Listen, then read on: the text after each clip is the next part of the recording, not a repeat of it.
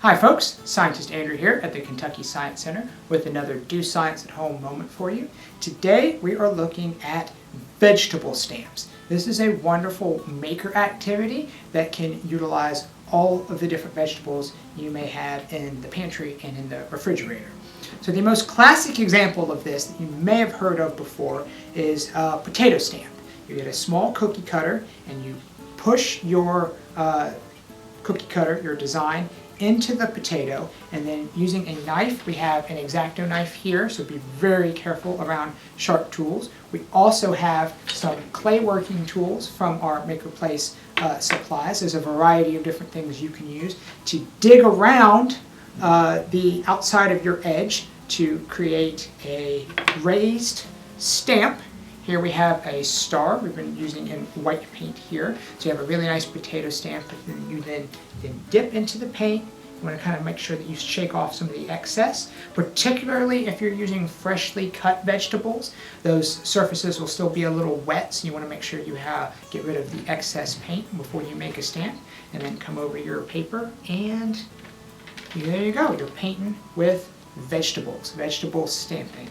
It's a really cool design there with that star. You can see that we are using both acrylic and tempera paint, so there's no one right way to do this. You can experiment with different art supplies.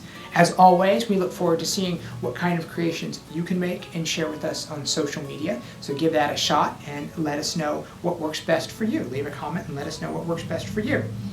You can also, in addition to sort of the more classic potato stamp, take a half of potato and then cut out a design so the paint's everywhere except for the areas where you made your cuts. This is a series of little squares that creates this really wonderful dinosaur egg design. Again, I'm going to dip it in the paint, drip off some of the excess, come over here to the paper and make my dinosaur. Ooh, a little excessive with the paint that time, but you can see you make these really cool designs doing it that way as well. So once you've tried potatoes, you can try a bunch of other vegetables and other items around the kitchen. Zucchinis are really great. They're a little softer, so they're easier to carve and they're easier to work with, but they still make really fantastic stamps. We've got a little stamp here that we've done in try this in blue with a zucchini.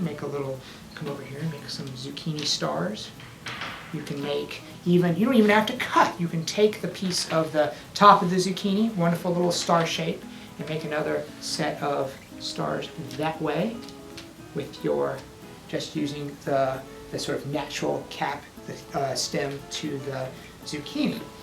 In addition to that, as you're exploring the vegetables around you, some of the things are really, really cool and just in profile, just cutting them in and exploring and using those as big stamps. So this is a green pepper. I'm going to cut the green pepper in half. It's a little dull, but cut into that green pepper. Really cool designs on the inside. Sometimes they make really bizarre faces and things like that. This one's a really nice edge too. Try this one. And you can just go take that whole vegetable and dip that in your paint. Again, try to knock off some of that excess. And let's find a fun spot over here. How about right here? Step that in, and you're creating your own. Oh, these kind of like butterflies. I'm almost creating butterflies with the half of the green pepper. So you can see all of the things we've experimented with earlier. You can even take just a plain half of potato, almost use it as a paintbrush. A head of broccoli makes a really nice paintbrush. Again, let us know what works best for you. Share your creations with us via social media, and we look forward to seeing you again soon.